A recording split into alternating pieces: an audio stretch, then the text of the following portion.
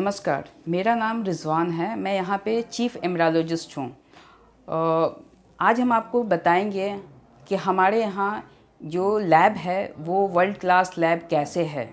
तो world class lab के लिए क्या क्या चीज़ें होती हैं और कैसे हम लोग इतना सक्सेस दे पाते हैं, इन सब चीज़ों के बारे में हम आपको बताएंगे। We have AHU facility.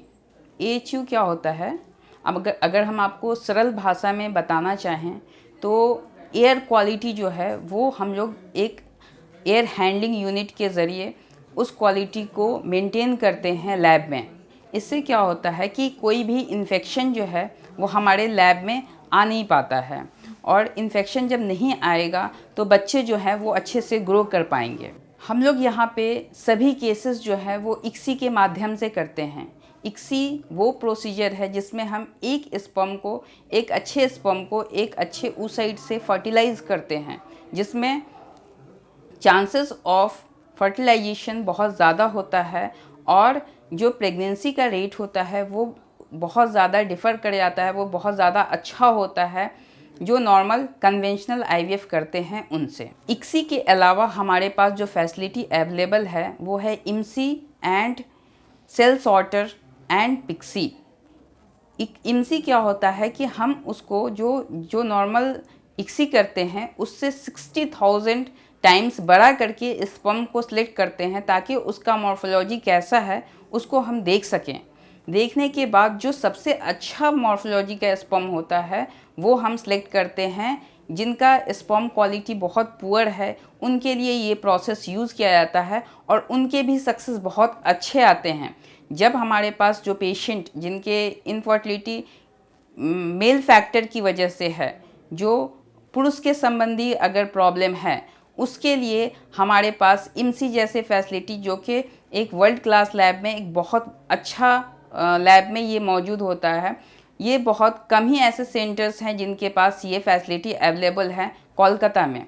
PICSI एक ऐसा फैसिलिटी है जिसमें अगर किसी का DNA फ्रैगमेंटेशन अगर ज़्यादा हो, DNA फ्रैगमेंटेशन किन किन चीज़ों से इफ़ेक्ट होता है मैं आपको बताना चाहूँगा कि DNA जो है या तो सिगरेट स्मोकिंग करते हैं, ओल्ड एज होने की वजह से DFI जो DNA फ्रैगमेंटेशन इंडेक्स है वो बहुत ज़्यादा हो जाता है। मतलब उनके जो फ्रैगमेंटेशन रेशियो है वो बहुत ज़्यादा हो जाते हैं, जिससे क्या होता है कि स्पर्म जो है वो फर्टिलाइज ठीक से नहीं कर पाता है या भ्रूण जो है वो तैयारी ठीक से नहीं हो पाता है। रेगुलर मिसकैरेजेस में ये बहुत हेल्पफुल होता है DNA फ्रैगमेंटेशन, और इसको सिलेक्ट करने के लिए हमारे पास एक स्पेशलाइज्ड टेक्निक है जिसको कहते हैं PICSI। PICSI जो है वो हम यूज़ करते हैं अपने लैब में, और उससे हम लोग अच्छे स्पर्म्स जिनमें फ्रैगमेंटेशन नहीं है वो यूज़ करके हम लोग स्पर्म को फर्टिलाइज़ कराते हैं oocyte के साथ और एक अच्छा एम्ब्रियोज ट्रांसफ़र करते हैं, और जिसका नतीजा हमें रिज़ल्ट पॉजिटिव मिलता है। We have PGS and PGD facilities. We have genetic lab. Actually क्या होता है, कई बार ऐसे देखा गया है कि बहुत सारे पेशेंट्स में मिसकैरेजेस बहुत ज़्यादा होते हैं। उनके लिए उनका कैरियोटाइपिंग कराना, अगर कैरियोटाइपिंग में कुछ एबनॉर्मलिटीज़ हैं, ठीक है, तो उनको मतलब एम्ब्रियो ट्रांसफ़र करने से पहले हम उस एक एम्ब्रियोज़ को चेक करते हैं। उसके लिए PGS प्री जेनेटिक स्क्रीनिंग या प्री जेनेटिक डायग्नोसिस जिसको कहते हैं PGD, इसमें क्या करते हैं हम लोग एक एम्ब्रियोज़ को चेक करते हैं, उनके क्रोमोसोम्स को, उनके जेनेटिक मटेरियल को, और उसके बाद हम जो अच्छे एम्ब्रियोज़ होते हैं उनको ही सिर्फ ट्रांसफ़र करते हैं। ये फैसिलिटी जेनेटिक लैब और हमारे पास अवेलेबल है जो हम लोग प्रोवाइड करते हैं पेशेंट को, ताकि उनके जो चांसेस ऑफ मिसकैरेज और जो अच्छे एम्ब्रियोज़ हैं उनको ही सिर्फ ट्रांसफ़र कर सकें। फॉर ऑल केसेस जो हम लोग करते हैं वो है लेज़र हैचिंग। क्या होता है कि जब एम्ब्रियोज़ हम जब ट्रांसफ़र करते हैं वो ब्लास्टोसिस्ट कल्चर करके ही ट्रांसफ़र करते हैं डे 5 के दिन, लेकिन कई बार ऐसा होता है कि जो जोना है वो बहुत थिक होने की वजह से या फिर एल्डरली पेशेंट में वो जोना फटता नहीं है। उसके लिए हमारे पास स्पेशल टेक्निक है जिसको कहते हैं लेज़र टेक्निक। लेज़र के ज़रिए हम उसको हैच करते हैं।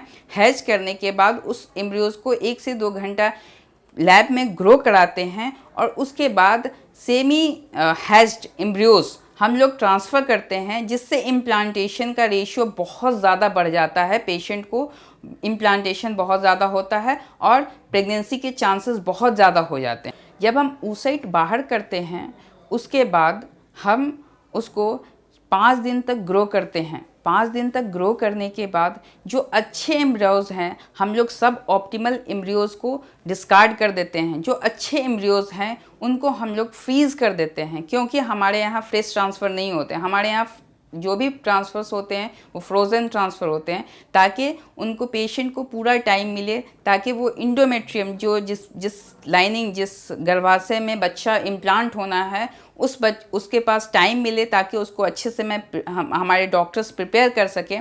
और फिर उसमें हम लोग डे 5 कल्चर करके और उसमें एम्ब्रियो ट्रांसफ़र करते हैं, जिसका सक्सेस रेट बहुत अच्छा होता है।